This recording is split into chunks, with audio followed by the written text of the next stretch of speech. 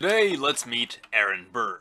Hello audience, Mr. Z here. Aaron Burr was a founding father, controversial figure, and the duelist who put Alexander Hamilton in an early grave. Burr is perhaps most famous for his role as vice president under Thomas Jefferson, his infamous duel with Hamilton, and of course the conspiracy we'll be exploring today. But behind these things, it's important we understand the man that Burr was, a complex man, a war veteran with hard lines which defined him and the friends he kept, as well as the enemies he'd make. Aaron Burr has often been described as callous and unpleasant, though these testimonies are from his enemies and acquaintances, while those closest to him spoke of a caring and deeply generous soul, while Burr came to describing himself as a restless and irritable man, this commonly being attributed to his loss of faith, making him bitter at life and feeling as though he'd lost his purpose to be. Burr would channel this into an attempt to make his one life and the lives of others around him as best and as free as could be, a drive which would make him what could be best described as an egalitarian. Pursuing equal treatment for women and the abolition of slavery, Burr was also an individualist, advocating regularly for the good of the individual's self-interest over the good of the collective, which he perceived as the philosophy of his contemporaries, Hamilton, Jefferson, and Madison. According to them, Burr was too self-interested and concerned with making a nation as self-interested as he was, something which critically threatened the unity the founders had hoped to foster. Burr was plainly seen as a selfish, dividing man, a man who championed selfishness, while the other founders championed a value of public virtue, of duty to the collective nation, and the Constitution which could only be upheld by a virtuous and selfless leader. You might say that Burr was something like the Sargon of Akkad of his time, and I am talking about the YouTuber here. This conflict of opinion would begin Hamilton's verbal and written attacks on Burr's character. Burr could not be allowed to achieve high office, and Hamilton pursued him at all his campaigns. Again, Burr's highest achievement being to reach the office of vice president, an office which was virtually meaningless at the time, as John Adams had put it. However, no longer would Burr tolerate Hamilton's attacks, and in 1804 would challenge Hamilton to that fateful duel, where Hamilton would lose his life, but in death would also take Burr's political career with him, ensuring that no one would elect the man who shot one of the nation's most popular politicians. When Burr's vice presidency ended in 1805, he moved out west to the frontier of the Louisiana Territory, having leased 40,000 acres of land from Spain. Here's where things get a little tricky and where the Burr Conspiracy begins. Having realized that he'd never achieved the office of presidency given his fall from popularity, Burr concocted a plan to either A. launch a secessionist movement of Louisiana and various other western territories, or B. invade Spanish Mexico in a surprise attack to liberate Mexico from Spanish rule and establish himself as an enlightened monarch. Logistically, there were some issues, primarily being that Burr was relying upon Spanish and British support, which never came through to fulfill his plan. Burr's allies included James Wilkinson, Commander-in-Chief of the U.S. Army at New Orleans, and Governor of the Louisiana Territory, whom Aaron Burr had appointed to that position during his vice presidency. Wilkinson was also notable for desiring the earlier secession of Kentucky and Tennessee from the Union, a plan which never fell through. Wilkinson would later betray Burr and contribute to the reports of Burr's treason. Burr also had the support of General Andrew Jackson, only should war against Spain be declared. In our timeline, Burr was arrested after reports came in of his intentions, however no conviction was made for treason as not enough evidence could be gathered. Burr's credibility was shattered beyond repair, and thus he fled into self-imposed exile in Europe. But what if things went differently? What if Burr managed to muster together the forces necessary to launch his invasion, and avoid discovery until he was prepared to launch his attack? If patient, the optimal opportunity could have presented itself with Napoleon's invasion of Spain, which crippled Spanish grasp over its colonies, and began the movements which would lead to the Mexican War of Independence. Let's suppose that in this timeline Burr doesn't take action until the building conflicts in New Spain make the region suitable for invasion. This could lead to an invasion which bleeds into the War of 1812, leading to a situation similar to that of William Hull's invasion of Canada, which instigated the War of 1812.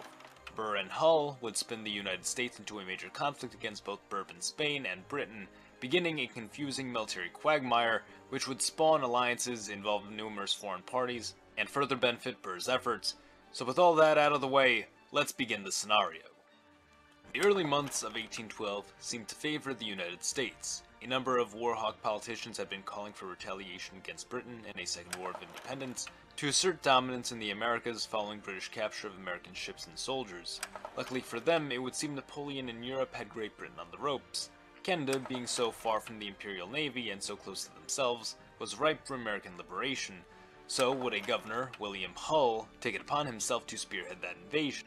Our alternate Aaron Burr would also see an opportunity on the horizon. Spain had already leased him the land he'd requested, and a few years of patience later would give Burr the time to build up a militia of some few thousand men. New Spain was growing increasingly divided between the native population, Spanish descendants, supporters of the old crown, and supporters of Napoleonic Spain, creating numerous factions and divisions within New Spain, which Burr could exploit to acquire the land he desired. On July 12th, William Hull launches his invasion of Canada, just soon after Napoleon had launched his invasion of Russia. 1 month later, Hull is forced to surrender in Canada, and in Europe, the tables have turned for Napoleon. The US and Britain are now at war. Burr would seize this moment of shock to capture Louisiana and later route a charge into Spanish Texas, securing a good swath of the inland and eastern coastal territory. Spain, only recognizing this as a US action, proceeds to declare war on the United States as well, and launch an invasion from Florida, a campaign which would be met with the retaliation of General Andrew Jackson, while Wilkinson in Louisiana fought a feigned resistance against Burr's forces to deter American action in the region. In Europe, this would be perceived as American action on behalf of Napoleon, and possibly an exchange of military support for the Louisiana territory which Napoleon had sold to the US conspicuously for a fairly low price. However, by 1813, Napoleon was on the retreat, and his brother had abdicated the Spanish throne, restoring Bourbon rule. By this point, Mexico had already declared independence, and a number of factions, including ones loyal to the Bonapartes, would ally with Burr in combating the Bourbon Spanish forces. In 1814, Napoleon would be defeated and sent into exile during the earlier half of the year, while most conflicts within the Americas would soon meet the resolution. The matter of Burr in the South was a pressing one, however by this point he'd amassed a formidable army and legitimized his claims to the land amongst the Louisiana population. The US, only just exiting an almost fruitless war, would withhold from invasion for now, yet would refuse to recognize Burr's government as legitimate. Jackson would also have successfully captured Florida and declare Spanish rule in the Americas over, an inspiring token for the revolutionary forces in Central America and Bolivar's independence movement in South America. Spain would make peace with the United States, but continued combating Mexican revolutionaries, including Burr's own army. Burr held ambitions of establishing what he regarded as an enlightened monarchy, one which would reign over an egalitarian society, something which might be best compared to the rule of Napoleon in Europe. And while Burr is not quite the general nor the leader that Napoleon was, their ideals may overlap here and there. Burr would abolish slavery in his enlightened empire, as well as create more public opportunities for women, borrowing heavily from Napoleonic policies, yet lightly institute a Louisiana code, which would stress the importance of meritocracy, equality before the law, property rights, secular education, and tolerance. As borders solidified and factions became nations, so did Mexico begin to split between the northeast and the southwest. The secular and liberal Burr Empire emerging out of the north, and the generally Catholic traditional south. The south, however, would be made up of an array of disorganized and competing groups, which would ultimately leave it divided into numerous rival states. Britain very much favoring the idea of a buffer state to halt further American expansion, and seeking to punish the United States for its interference in the Napoleonic Wars, would officially recognize Burr's empire, much to the chagrin of the United States. That very same year, Napoleon would return from his exile, only to be defeated once again. However, this time, determined to put Napoleon as far away from Europe as possible, Britain negotiates with Burr to send Napoleon to Louisiana, where he must remain and never return to Europe again. Napoleon's brother, the former King of Spain, joins him in his exile, selling Spanish jewels to afford him and his brother a lavish lifestyle.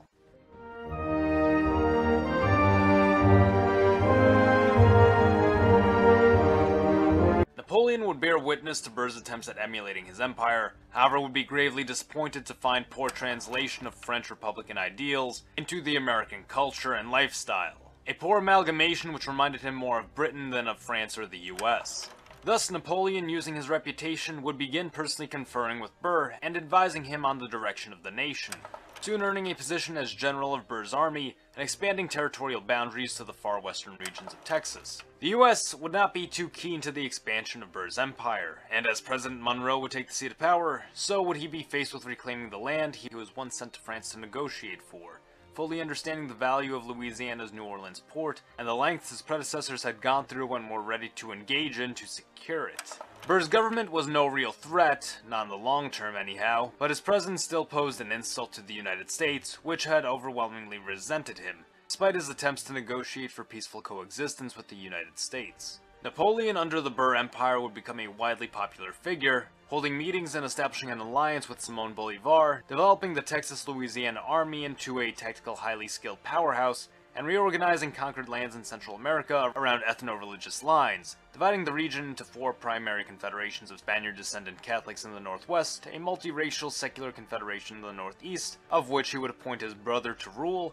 a confederation of Catholic mestizos would be formed in the mid-east, and native Catholics in the lower west. You see, Napoleon was a believer that a shared background in ethnicity, culture, and religion was essential to the formation of a powerful and united nation-state, something which was a motivator for his Confederation of the Rhine and attempted unification of the Italian states back in Europe. Thusly, just as these would become larger states in Europe, we'd likely see these Central American confederations form into more cohesive and effective states than those which had formed in our timeline, largely along Spanish colonial claims. Despite the great rebound Napoleon was seemingly making in the New World, his health would begin to fail him. He would realize that he was not long for this world, and would call upon his only legitimate son, Napoleon II from Austria, to console with him a plan to keep the Napoleonic dynasty alive.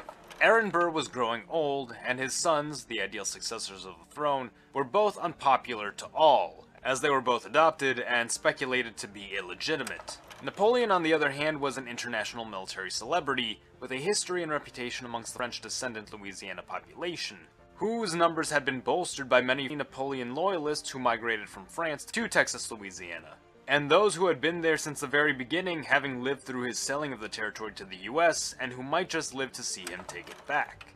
In late 1820, Napoleon would stage a coup d'etat against Aaron Burr and seize control of the throne. A minor skirmish would ensue between Burr's royal guard and Napoleon's army, but he'd have the numbers, skill, and determination Burr couldn't beat back with so small a force, and once again, Napoleon would crown himself Emperor of the French, knowing full well he would not hold it for long, and so holding his son beside him, to remind everybody who their leader-to-be really was. Though being supported by the majority, this change of power still rocked the nation, specifically the non-French American population which was loyal to Burr. Thusly, Napoleon would cede a territory of Texas, Louisiana back to the US, along with transplanting the American population which resided within it. As Napoleon passed away in 1821, so would his son take the throne of the Napoleonic Empire, one whose influence reached from the banks of the Mississippi to the Yucatan Peninsula and down into South America. And that is where I'm gonna end this video for now. The US of Z, thanks for watching, support your legion by liking the video, or join our ranks by subscribing for more. Mr. Z, out.